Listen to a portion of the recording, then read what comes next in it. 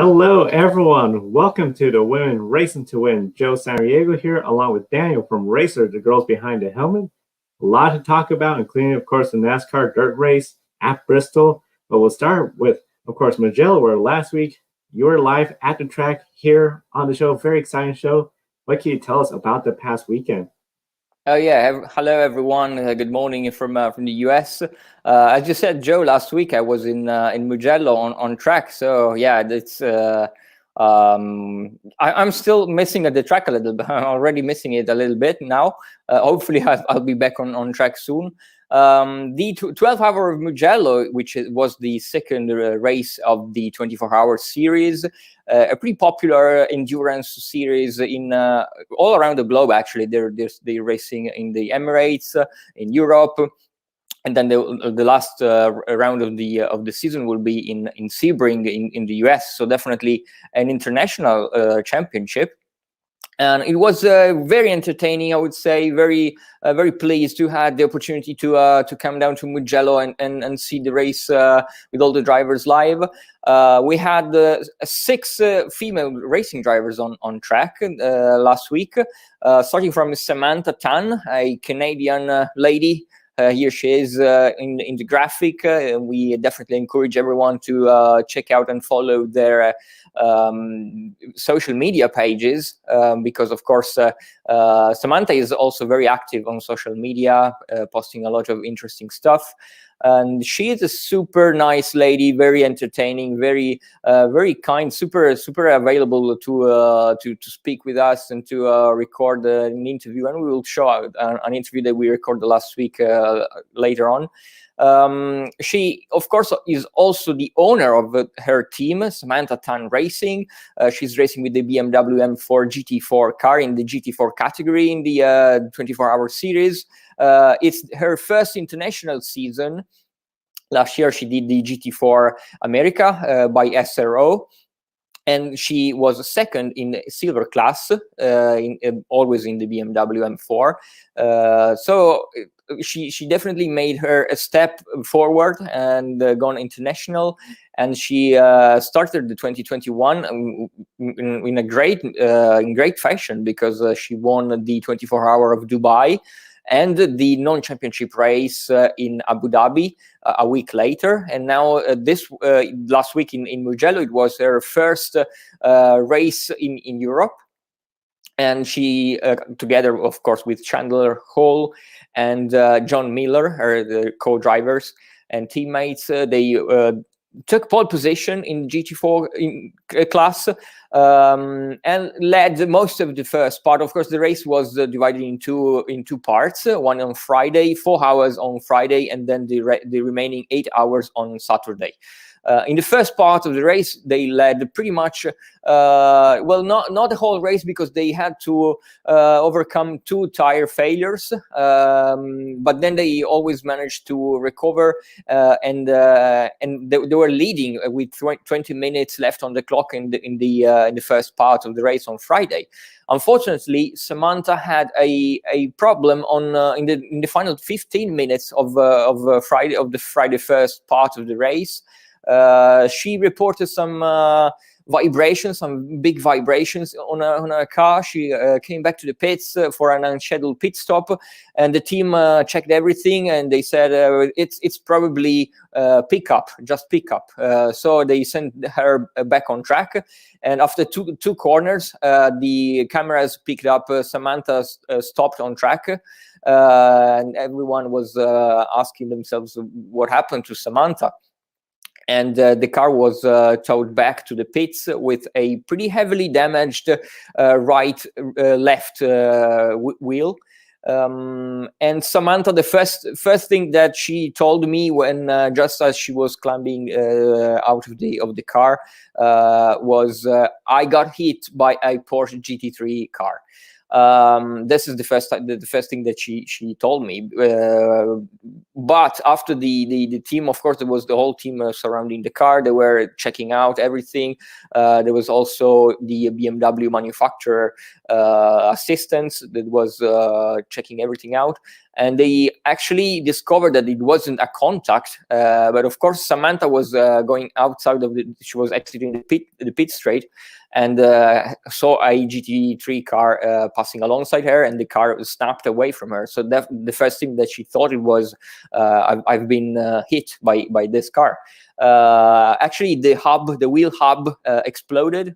And so that was a pretty also dangerous issue, because luckily it was on a slow corner. But of course, we all know that Mugello is a very fast and flowing track, and if that would happened in a very fast corner, or even at the end of the straight, it could have been very, very dangerous for Samantha. Luckily, it wasn't the case, and the team worked super hard throughout the night and managed to send the BMW M4 back out for the second part of the race for the remaining 8 hours.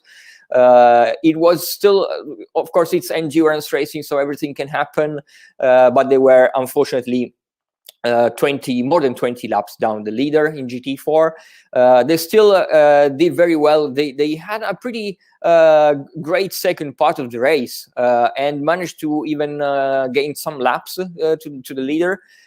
Finished P2, which still it's great for the championship, because now they are leading the not only the GT4 category, but also the overall standings in the 24-hour series. Because of course, with a victory and a second place, and also the non-championship race victory, very encouraging for the rest of the season. Of course, not probably the race victory that they wanted, that the team wanted, but still very, very solid weekend. Samantha did very well. Of course, she had no troubles in the second part of the race. Did 2 more stints. And she finished also the race in the final stint. No mistakes from her. A lot of experience under her belt. Very encouraging for the rest of the championship. Also racing in 24-hour series, it was Karen Gaillard, a young Swiss driver racing in the small Vortex team. It's a French squad that are racing in the GTX category. They had troubles pretty much throughout the first couple of days in Mugello. They set out the practice sessions, the 6-hour practice session on Thursday, because Karen told us that the car was pretty much undrivable. We also interviewed her in last week's episode live. She told us that they had too much understeer, so they didn't went out basically. And luckily, they did manage to had some track time in qualifying. They qualified the car in P6 in class and P27 overall. Not great, but still, of course, the race was very long. Karen did amazingly well in her first. She took the start in the first stint, recovered straight to third position. They managed to stay in third place on Friday. Had pretty much everything that could have that could have gone wrong in the second day did go wrong. They were hit by another car. They had troubles. They had spins. They had a pretty eventful race on Saturday. But still, Karen also did the final part of the race and did manage again to go back to third place. Also, the other cars in GTX had more troubles. It was a very eventful race for all the competitors in that class, and they were P4 in coming into the final hour, and Karen did manage to get back to P3, so another podium.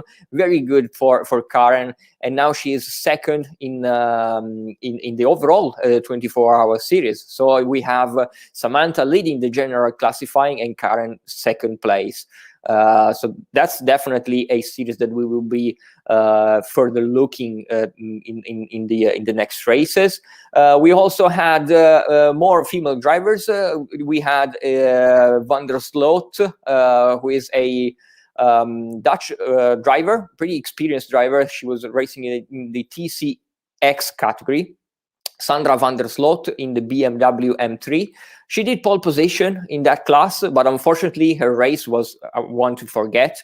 They were back into the garage after less than an hour. I think after 15 minutes into the race on Friday, they were back into the garage, and that's never something that you want when in such an endurance race, losing time from early on. And then the team worked super hard. They had steering issues on Friday. They had more troubles on suspensions on Saturday. Then finally the car was last on track, but with like 50 laps down. But they still sent the car back in the final 3 hours, I think, when finally the bonnet came off of the car with I think it was like 2 hours left into the race, and they had to park the car and retire. So very unlucky race for Sandra van der Sloot.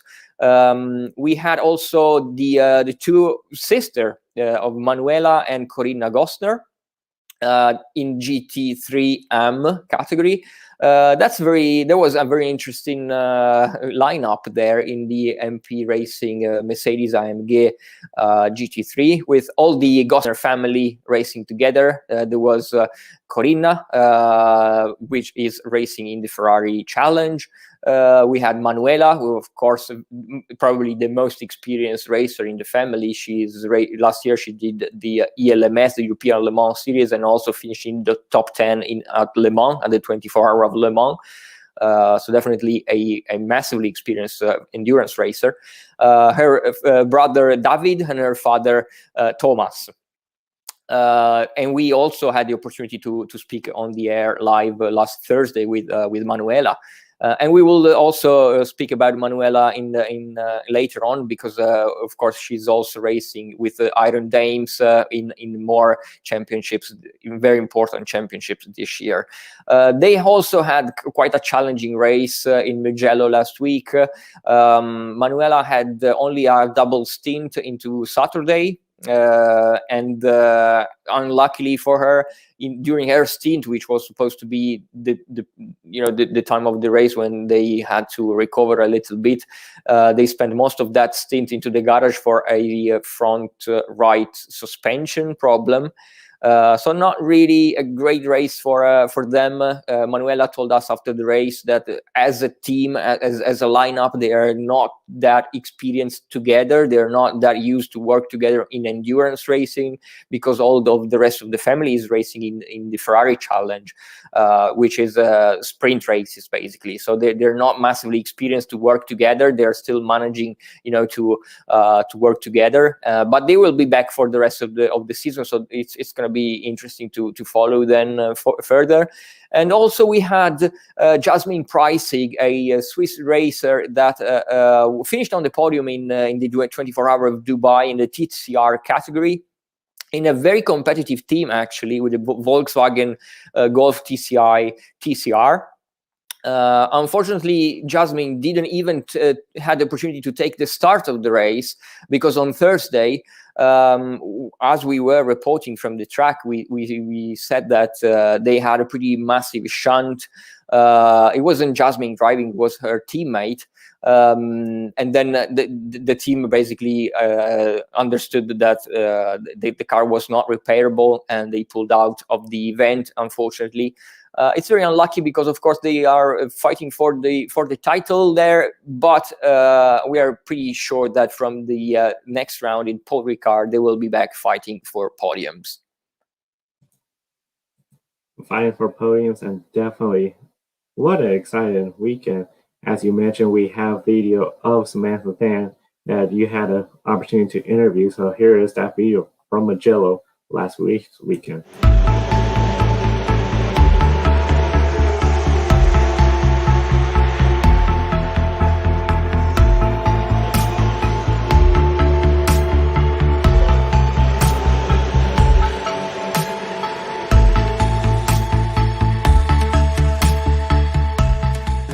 My love for racing started when I was really young. My dad's always been a race fan and car fan, so I grew up driving to school with him in a BMW E36 M3. So I grew to love the feeling of speed at a very young age. I also used to watch a lot of F1 with him. And finally, when I got to sit in my first race car at the age of 14, it was a Ferrari Challenge, 458 Challenge. I got taken by a pro driver around Circuit Mont Tremblant, and it was life-changing to say the least. Just the intense braking, the G-forces, I loved every moment of it, and that was the moment I decided I wanted to be a race car driver. And where you started in racing, in which category? So I started when I was 16 years old. I started in regional racing around the US. My first race car was a 1991 Honda Civic, little EF. It was a lot of fun. And then that same year I ran the Canadian Touring Car Championship in a Mini Cooper.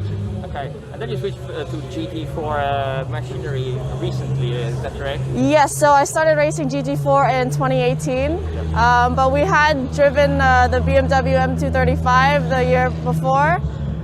Just very, very happy to be working with BMW. And of course, last year you did the GT4 America by SRO. Yes. With your own SR Racing, which is really, really cool. Tell us a little bit the history behind the team. Yes, so ST Racing started back in 2016, kind of out of necessity. We were renting cars from teams before, and after our first race of the season that year, the team unfortunately went bankrupt. So we were left with the race car and we had to find a team. And so we've contacted a few Canadians that we have worked with before, and the same people we're working with today. We've definitely grown the team over the past few years, and it's just been building up our credibility. You know, we're winning championships, and I'm very, very proud of my team. And also you extended the team also to the GT World Challenge America this year. Yes. So the operation is growing, and that's really exciting. And also this is your first, I think, international season. How the idea of the 24-hour series came up? Yeah, so I think my strength as a driver is my consistency.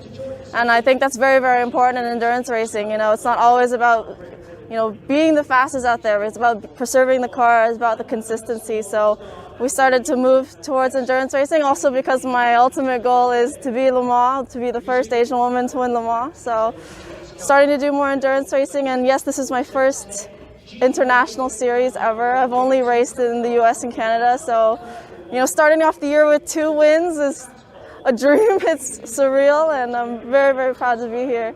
Talk a little bit more about the win at Dubai, which was you know, the first big victory, I think. Yes, we competed in the Dubai 2020 race, which, as you know, it got rained out. But we were pole at the start of that race, and we were very, very confident that we were going to finish on the podium. So to finish with a 7th place in class after the rain and everything, it was just very disheartening. But we came back this year with a lot of determination to win, and that's exactly what we did. Awesome. And also the 6-hour in Abu Dhabi victory there. Yes. Of course, not a championship race, but still building momentum for this championship. Is this your first time in Europe? Yes, this is all of the racetracks on this calendar this year. I've never been to any of them except for Dubai. So really big learning curve for me, but I think I can do it. And a couple of words about Mugello, of course. Yes. Probably your first time in Italy also? This is not my first time in Italy. Okay. I used to come here a lot when I was a kid. So just on vacation. This is my first time at Mugello. It's a beautiful, beautiful track. As you can see, the mountains in the background, and you know, incredible high-speed corners, amazing flow. Definitely a beautiful track. And you also, of course, taking pole position here with your team. How was the qualifying for you guys? Qualifying went really well. We had some issues in practice. We had a front left shock that was leaking, so we unfortunately only ran, I think, 4 laps. But fixed the car. Car's good to go. John just went out and put the car on pole, so we're starting in first position and hopefully keep it for the race. Absolutely. Final question. Where do you see ST Racing in, let's say, 5 years' time? Hopefully winning many more championships under our belt, and hopefully at Le Mans. Hopefully. Of course, Le Mans in the couple of last years, there's been a lot of very Yes. talented female racers. Manuela Gosson, of course, did a top 10, so hopefully we will see you in Le Mans very soon. Thank you very much.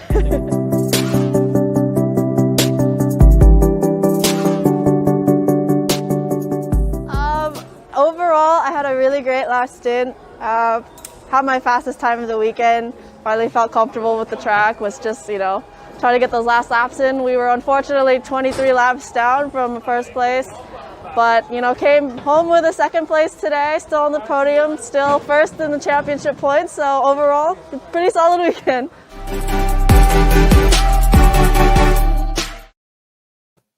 Amazing, and we definitely thank Samantha for her time and allowing Daniel to interview her at Mugello. Now going over back here to the United States, of course, NASCAR. This past weekend, they were racing at Bristol, and Bristol was covered in dirt. First time in over 50 years, a Cup Series racing on dirt. For the Truck Series, they've been racing on dirt the last few seasons over at a different facility, Eldora, this time at Bristol, covered in dirt. Saturday's race was rain delayed, especially once they tried to get the track going. It was just too muddy. You brought trucks in. Again, here comes the rains. Postponed everything till Monday. Monday is when we finally had some racing, and we started with the Truck Series. And of course, Hailie Deegan, she was in the Truck Series as well.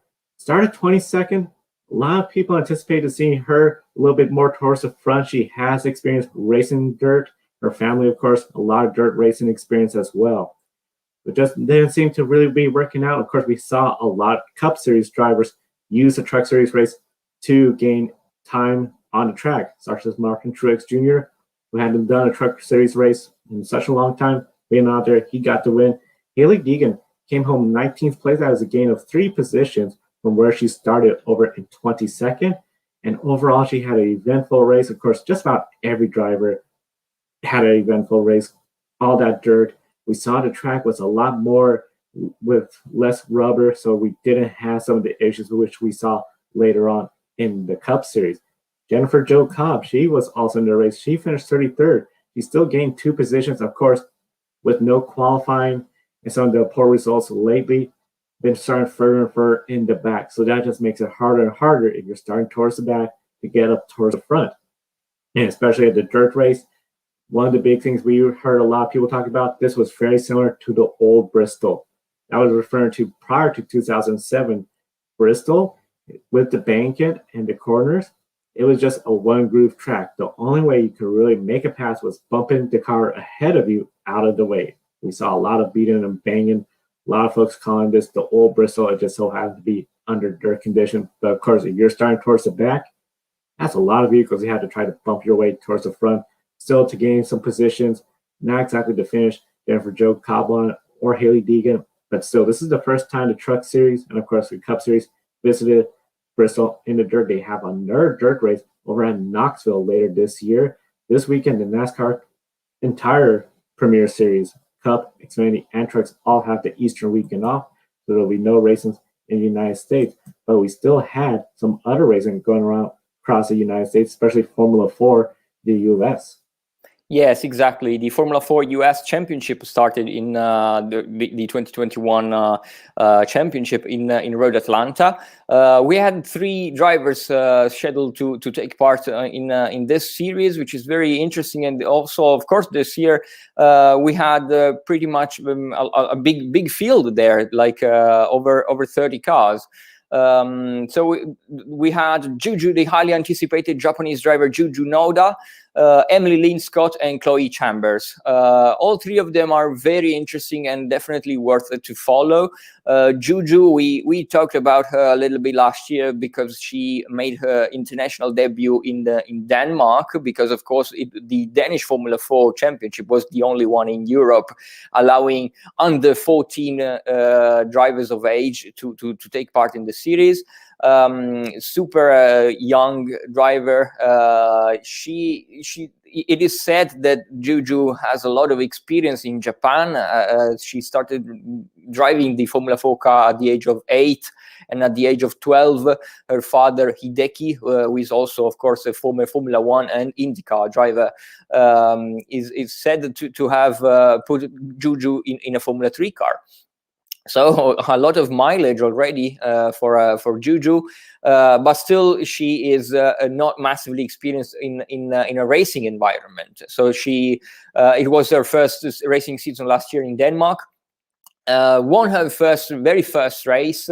Took all pole positions in the series. Of course, it was very disrupted, the championship, due to the coronavirus pandemic, because all of the second part of the season was cancelled. So not easy to judge her first season in Formula 4 machinery. But of course, when it was announced that Juju would have to enter the US championship, it was very exciting, because it's very competitive. There are a lot of cars, so we were all waiting to see what Juju could do on such in a championship.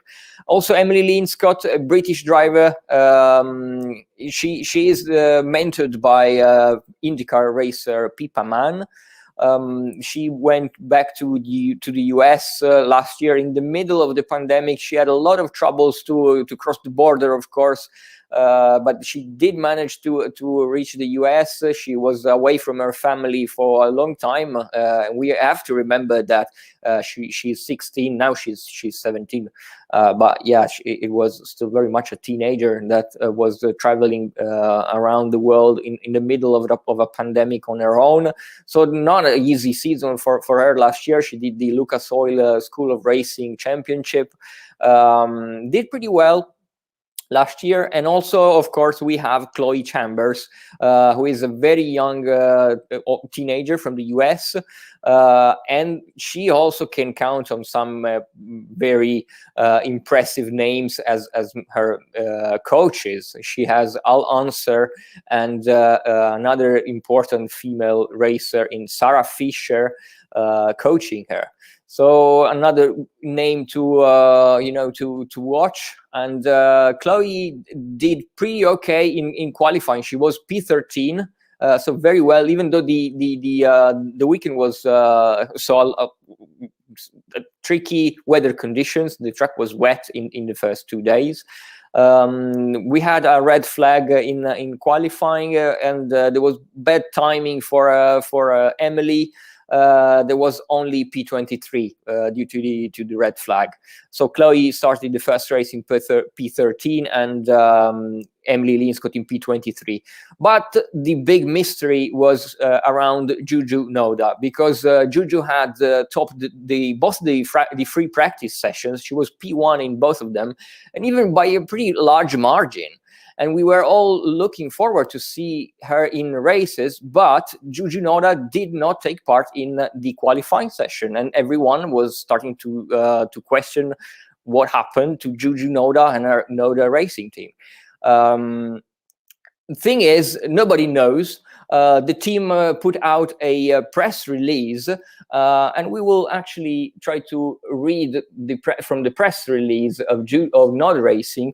And it says, Noda Racing would like to confirm that the team has pulled out from the round 1 of the Formula 4 United States Championship due to various recent issues. While the team laments the present situation, the decision was taken keeping in mind Juju Noda's best interests in order to clear everything out. The team is convinced that our driver needs better circumstances that will allow her to just focus on racing rather than needing to deal with external problems. Regardless of that, she proved her speed in setting the fastest time during practice and so on. So this really does not clear out what happened to Juju. But we know that the team decided to pull out from the first round, and there are rumors that Juju will not be back for the remaining of the Formula 4 US Championship. So definitely a big mystery surrounding Juju Noda. We will try to understand a little bit more the situation. There were some unconfirmed rumors, of course, that we will not be spreading until we have 100%. We are 100% sure of what happened. But definitely we will report back on this situation. In the first race, Chloe Chambers was P17. It was a very disrupted race and fragmented by a lot of yellow flags. And Emily Linscott, while was able to recover some positions, and she finished P15. So a decent race for Emily. Definitely not what she wanted. She wanted a top 10 in her first weekend. She didn't get that in the first race of the weekend, but she did improve throughout the rest of the races. In the second race, Chloe was unfortunately out for a contact, while Emily again was P15. And the third race of the weekend at Road Atlanta was definitely the best for both of them, as Chloe was P11. So right there, just outside of the top 10, and Emily Linscott did get the top 10 that she wanted. She finished the P8, so the first points scored for her this season. After a remarkable recovery for the young British lady, and we are really looking forward to see the rest of the championship, both from Emily Linscott and Chloe Chambers. We are eager to see their progress, and to see if Juju Noda will be back in the series, or if she will be redirected elsewhere. A lot of going on in Formula 4. It was definitely entertaining to see the on-track action. We definitely hope to see Juju on the track in the near future. Now, of course, coming up this weekend, we do have the premiere of Extreme E. First time for this brand new series, all electric, all off-road racing. 4 races this year. It's in the most extreme environment, and this is really the first series to have gender equality requirement for the drivers. So all the teams have 1 male, 1 female driver. Each driver is going to take 1 lap. Essentially, each race format is about 2 laps. And it's going to be Friday with the warm-ups, Saturday, the setting the grid, and then Sunday, the showdown. Of course, here in the United States, Fox Sports 1 will have coverage. Be sure to visit the Extreme E website for coverage in your region. Definitely, it has to be exciting. Of course, this is the first series, as I mentioned, to have gender equity. This has brought a lot of female racers, and from many disciplines, including Jamie Chadwick, who've done a lot more tarmac racing. Were you surprised with the diverse amount of drivers we had, especially since this is an off-road racing series? Yeah, I would say yes. I was surprised, and we also talked about this with Jamie last season when we had the opportunity to interview her during her Formula Regional European Championship season. Towards the end of the rounds, she was already confirmed in the Extreme E lineup, and yes, we were a little bit surprised because there are the drivers from very different backgrounds.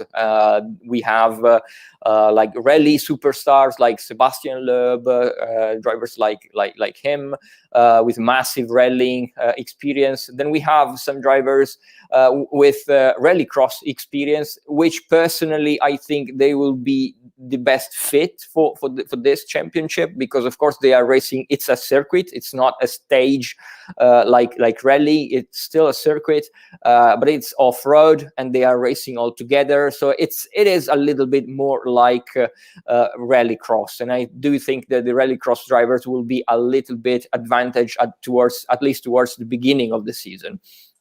While we do have also some Formula drivers, some drivers that are coming from a road course background, like Jamie and Jenson Button, Formula One champion Jenson Button, who is racing in his own team together with Michaela Olin-Kotulinski. So definitely. And also Michaela, of course, she is racing in TCR in Scandinavia, but she also has some rallycross experience. So I would say she's like a little bit of a crossover. But yeah, definitely very, very exciting championship to watch. And just yesterday we published a handy guide to understand a little bit more of the format of the race format, which is a bit creative, I think. With this new series, have the opportunity to to create something completely new, which is really cool for spectators. And so we encourage to catch up with our race preview also. It's a very good race preview. Of course, that's on Racers, the Girls Behind the Helmet website. Now, one of the things, of course, for races, there's going to be a winter race, an Amazon forest race. This first round is going to be in the desert, the Desert X-Prix. This was makes it really even more unique is in Saudi Arabia. Of course, we know a few weeks ago, Saudi Arabia hosted Formula E. There was a scare that occurred after the race, which a lot of people are questioning about the security of the racers there. The other thing, of course, and this has to be something really exciting, this is the first major motorsport series in Saudi Arabia that half the field are female. Now, just recently, a few years ago, women were given the right to drive vehicles on public roads there. How historic is this going to be? Especially, we're not talking about like a support series race with 1 or 2 female drivers, but half the field. This, I feel, is really a big historic moment. Yeah, I agree with you. It is an historic moment for Saudi Arabia. Of course, last year in Formula E, in the support race of Formula E, in the Jaguar I-Pace E Trophy, we had 3 females there. One was Alice Powell. The other one was fellow W Series racer Abby Eaton. And then we had local racer Rima Jufali. Rima, it was her first time that she raced competitively in her home country, because she had moved in firstly in the Emirates and then in the UK to pursue a racing career. But yeah, as you said, definitely an historic moment for Saudi Arabia. We are seeing more and more racing championship going to Saudi, because of course I think they are eager to showcase that, you know, that they are a little bit more close to our values that we might think, I would say. But yeah, definitely a huge moment for Saudi Arabia, the huge moment for women in Saudi Arabia. I would really like to speak with Rima Jufali later this year and really interview her on the situation in Saudi Arabia there. She's racing in the British Formula 3 this year. So yeah, there's definitely a movement, and I'd love to see the developments. 100% agree with you. The advancements that we're seeing across Saudi Arabia, we had mentioned on Grid Tonight a few weeks ago, part of a 2030 plan, more secular environment for welcoming tourists. And this is just a huge move to show that women drivers are making up half the field, are capable to go out there and race. It's going to be very inspiring for any young girl in Saudi Arabia that's going to be watching and witnessing this event. Now, of course, speaking about that, the very innovative format of gender equity, where we have a 50-50 balance. Each team, of course, required to have 1 male, 1 female driver. This is going to be a little bit more challenging, but if we were to see single-seater racing series try to be more gender equality, is that something we should really start seeing more going forward, especially since we're seeing it here in Extreme E? Is this something where we could see in single-seaters some sort of effort or some sort of ideas to have more female racers on the grid?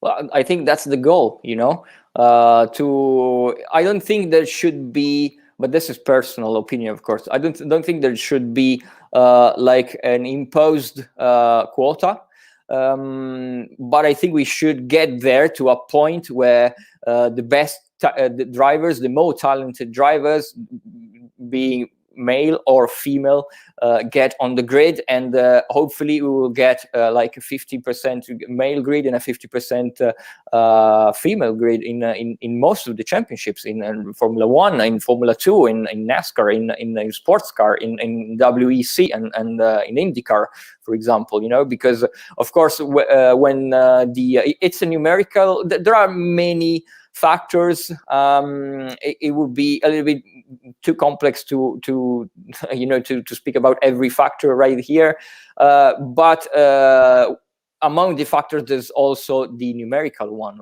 because right now there is not the same amount of young ladies that are starting in karting, at least in Europe, compared to their male counterparts. So of course, we do need something like Extreme E for the time being, to show that if you see, you can be it, you know. And so if there is some series like Extreme E, like W Series, for example, young ladies will see that it is possible. They can make a career out of motorsport, and they will start to the numbers will start to grow at grassroots levels. And this is how you start a movement from the very grassroots levels all the way up to the higher levels of motor racing. And I would say that right now it is not the best thing to impose a quota, but it is necessary. I do understand why it is important and why it is a necessity now, because of course in the big goal at the end of the day in the future will be to have a 50-50 numerical parity without quotas. And you bring up a really good point, especially when it comes to the grassroots level. That's where I feel we can see the most policies for equity. W Series is a really good example. A lot of drivers we've spoken to saying it has provided them a platform to get recognized, whereas if there'll be in another series, there might be down one or two females, and of course they're surrounded by male racers. Really going to be interesting. I think there's some programs at W Series. We're seeing NASCAR Drive for Diversity and these other programs. I think those could really elevate. So where in the single-seater series, we could see more female racers and definitely be more inspiration to prove that if you can race, no matter what your gender is, you belong in motorsports. Now, of course, we've been talking a lot about the single-seaters. We've got to talk a little bit about sports car racing, where we've been seeing more female racers, and lately a shakeup, especially with WEC and European Le Mans series. Yeah, definitely. And yeah, I absolutely agree with what you said, that more and more ladies are coming up the ranks, and we are seeing more females starting out in single seaters. And I just spoke about this with a colleague of mine when we were at Mugello racetrack together, and we were joking, and we were saying, watching all the weekends coming up, and we are saying there's more and more races to follow. You know, this series we weren't following this last year. This one we weren't following this last year. So it is building, and this is exactly what we want. As you said, the WEC and ELMS lineups have there have been a couple of changes, especially in the Iron Dames project. Iron Dames is a revolutionary team started by Deborah Meyer, a Ferrari ambassador. She has done an amazing job with Iron Dames starting in 2019. She created the team that was firstly was managed by Kessel Racing, and now it has moved with Iron Lynx, which is quickly establishing itself as one of the most important endurance teams in GT around Europe. And ELMS, they did ELMS last year with Michelle Gatting, Rahel Fry, and Manuela Gosner. They also did Le Mans for their second time in 2020. They were supposed to move up to WEC, to the World Endurance Championship, and Catherine Legg was announced to be joining the Iron Dames project for 2021. In a surprise move, I would say, Esme Hawkey joined the ELMS lineup with the Iron Dames. Esme Hawkey, here we see Esme here testing at Paul Ricard last week. We reported from her races last year. She won the Porsche Carrera Cup UK last year. It was her third season in that championship, and she was second in 2019. But of course, in 2019, she was also competing in W Series in single seaters. So she had like a half season in the Porsche Carrera Cup.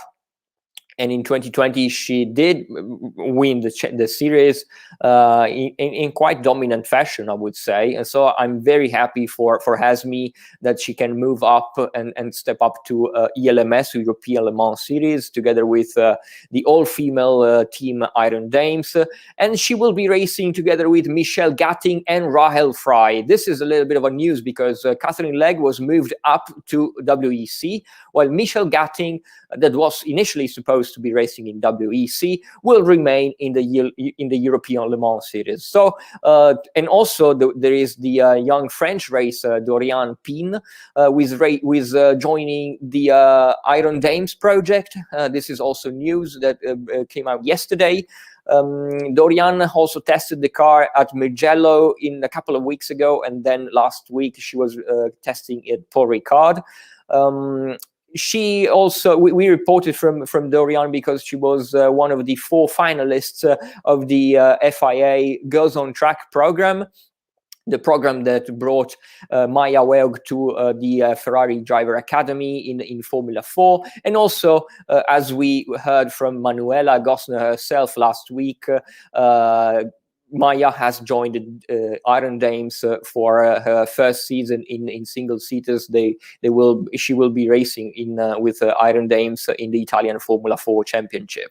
So to recap a little bit, this shuffle that came up yesterday, in WEC we will have Catherine Legge, Rahel Fry, and Manuela Gosner racing for Iron Dames. In the European Le Mans Series we will have Michelle Gatting, Rahel Fry, and Esme Hockey.